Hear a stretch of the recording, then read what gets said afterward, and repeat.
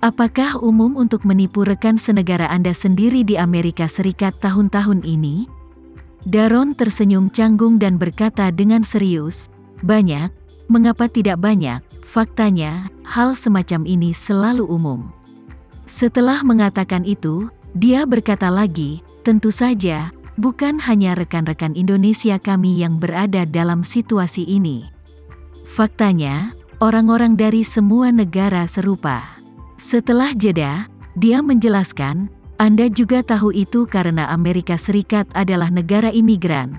Penduduk di sini sangat kompleks, ada banyak etnis minoritas, dan etnis minoritas ini, karena pendatang baru dan hambatan bahasa, seringkali akan menunjukkan dua ekstrim. Satu ekstrim adalah bahwa mereka sangat dekat dengan rekan senegaranya.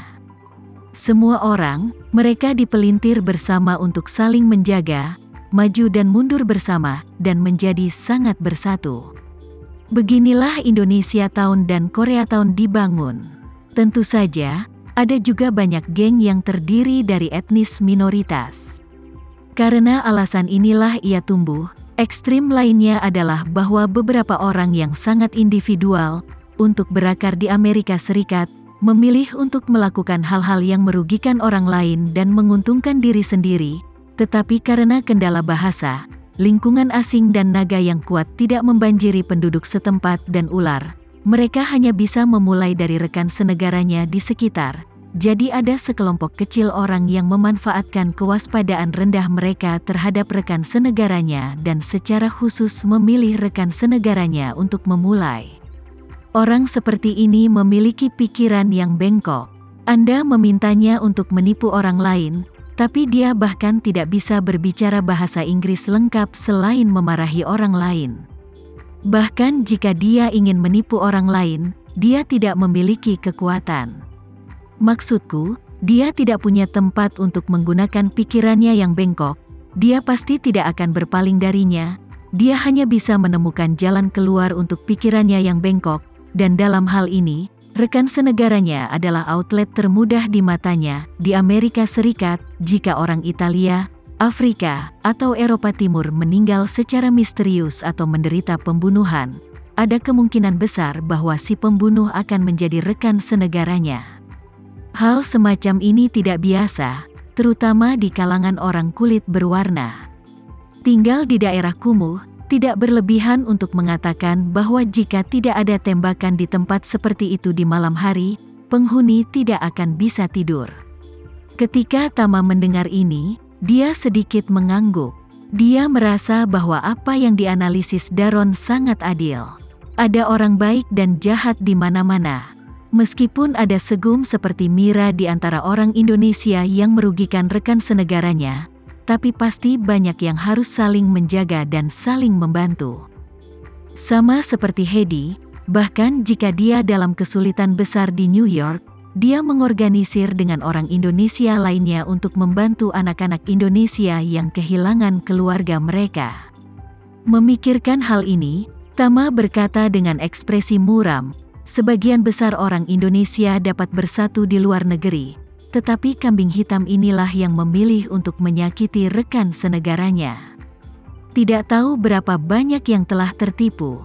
Daron mengangguk dan berkata, "Omong-omong, Tuan Renza, saya meminta seorang pengacara untuk membantu saya mendapatkan kembali contoh kasus serupa dalam beberapa tahun terakhir. Pada akhirnya, sebagian besar kasus serupa mereka tidak menemukan dalangnya. Semua pengangkut tanpa disadari akhirnya dihukum, dan di antara mereka yang ditangkap, tidak hanya orang Indonesia, tetapi juga orang Jepang, Korea, dan orang-orang dari negara lain. Seharusnya ada organisasi kejahatan yang sangat besar di balik ini." Tama bertanya kepadanya, "Apakah polisi tidak menemukan dalang di baliknya?" Daron tersenyum tak berdaya, dan berkata, "Umumnya, dalam organisasi semacam ini, isolasi risiko internal dilakukan dengan sangat baik. Ini setara dengan membuat beberapa pintu api. Jika apinya terhalang, mereka akan mengembangkan kembali downline periferal. Jika mereka tidak bisa menghentikannya, mereka akan menutup pintu api kedua sampai bisa diblokir. Oleh karena itu, mereka telah kehilangan beberapa anggota periferal begitu lama. Tidak hanya anggota inti yang tidak menghadapi ancaman apapun, tapi sebaliknya mereka mengumpulkan sejumlah besar kekayaan dan sumber daya, dan kekuatan mereka menjadi lebih kuat.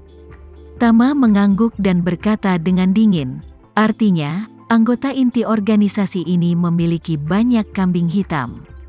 Setiap kali terjadi kecelakaan, hanya perlu menyeret sekelompok orang keluar untuk menghadapi masalah.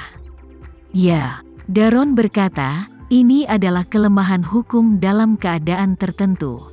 Di tingkat hukum, suatu kasus pada dasarnya bisa ditutup asalkan prosesnya bisa diselesaikan, dan akhirnya bisa konsisten secara logis. Sekarang, sama seperti ibu mertuamu, jika kamu menyerahkannya ke polisi untuk diselidiki, mungkin setelah beberapa orang doking tertangkap, pasangan ini akan menanggung semua kesalahannya sendiri. Selain itu, mereka telah menyiapkan serangkaian argumen dan rantai bukti yang lengkap untuk membuktikan dengan sempurna kepada polisi dan hakim bahwa kebenaran adalah seperti yang mereka katakan. Anda dapat mempercayainya, atau Anda dapat mempercayainya. Dalam hal ini, bahkan jika Anda tahu bahwa mereka memiliki tangan hitam di belakang layar, selama mereka menggigit dan tidak melepaskannya, akan sulit bagimu untuk melanjutkan penyelidikan. Setelah korban masuk penjara, dan masalah ini selesai ketika pusat perhatian berlalu. Dalang di balik layar mereka akan terus menggantikan sekelompok orang baru untuk terus menjalankan bisnis. Tama mengerutkan kening dan bertanya, apakah efisiensi polisi begitu tidak efisien? Bahkan tidak bisa melawan geng kriminal? Daron berkata dengan senyum masam, jika mereka benar-benar ingin bertarung, mereka pasti akan bisa bertarung dengan bersih, tapi alasan mereka tidak bisa bertarung dengan bersih adalah karena di sini mereka suka bermain koeksistensi, dan mereka sama sekali tidak ingin bertarung dengan bersih. Setelah jeda, Daron berkata lagi, di negara ini, senjata adalah bisnis yang jujur, dan beberapa hal yang dilarang di negara lain dapat diperdagangkan secara bebas di sini. Dan bahkan penjara adalah semacam bisnis pribadi.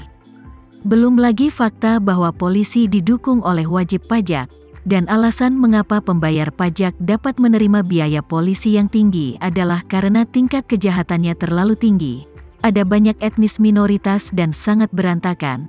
Selain itu, kesenjangan yang besar antara si kaya dan si miskin akan membawa banyak faktor yang tidak stabil, ditambah dengan proliferasi senjata, dan sejumlah besar imigran dan imigran ilegal, jadi sangat mengurangi biaya kejahatan bagi penjahat, dan pada saat yang sama sangat meningkatkan tingkat keberhasilan kejahatan mereka.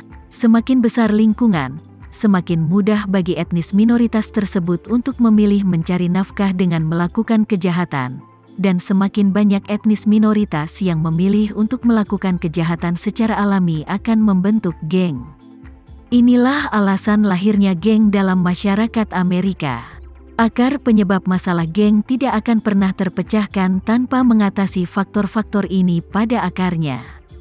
Selain itu, semakin kacau lingkungan, semakin kelas menengah membutuhkan polisi untuk melindungi keselamatan pribadi dan properti mereka, sehingga mereka dapat menerima tarif pajak yang tinggi dan menerima bahwa polisi menghabiskan banyak dana pembayar pajak. Tapi begitu tingkat kejahatan turun, pikiran pertama dari kelas menengah yang cerdas ini adalah, karena keamanannya sangat baik, mengapa saya membutuhkan begitu banyak petugas polisi? Petugas polisi ini diberi makan dan pakaian dengan uang saya. Jika uang yang mereka keluarkan bisa dihemat, jalan menuju dan pulang kerja dapat diperbaiki dengan lebih baik, reformasi asuransi kesehatan dapat dibuat lebih manusiawi, dan mengapa tidak menghemat pajak ini, agar pendapatan keluarga bisa meningkat secara tersamar. Setelah mengatakan ini, Daron tersenyum dan berkata, jadi di negeri ini, senjata dan geng sangat diperlukan, dan mereka tidak akan pernah bisa dilenyapkan.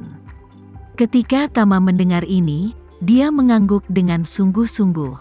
Dia tidak tahu banyak tentang Amerika Serikat, tetapi analisis Daron membuatnya memahami logika yang mendasarinya.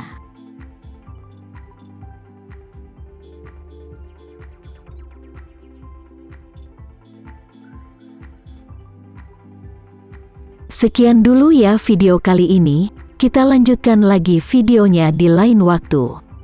Oh iya, bagaimana menurut kalian? Semoga bisa sedikit menghibur kalian semua.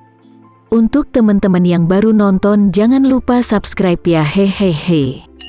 Dan kalau teman-teman ada yang ingin gabung langganan, bisa langsung gabung saja untuk dapat fitur yang menarik dan sedikit membantu Mimin. Terima kasih banyak sudah menonton, sampai jumpa lagi, bye.